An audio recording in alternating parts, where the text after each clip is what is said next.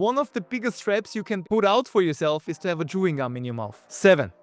Check it. No chewing. He gets even more nervous. All in. From a psychological standpoint, you look at your opponent and you know he has a chewing gum, but nothing moves. Why do we stop to chew? Because we get tense. And a lot of times our muscles in our whole body, when we get nervous, everything gets tense. Why do we get tense? Because we don't want to attract attention to ourselves. We basically freeze, especially true when we have an absolute monster hand. When you have pocket checks, for example, you don't want to attract attention to yourself. Now you might think, Karim, that makes a lot of sense, but he doesn't even have a monster hand, Karim, so maybe you're wrong. The answer is not wrong, because your hand strength is always defined by your own belief system. Whatever you believe is true. If you believe ace king suited is the best possible hand for you in this situation, with that amount of big blinds, it is true. Therefore, he might get tense because he thinks he has an absolute monster. The problem is, just because we understand that and we see this tell, doesn't mean we can call here, because I think he only does that with a good draw or also a check or some backdraw equity. I'm not sure if queen check without a flush blocker is a hand to call here, knowing that. We can then limit his range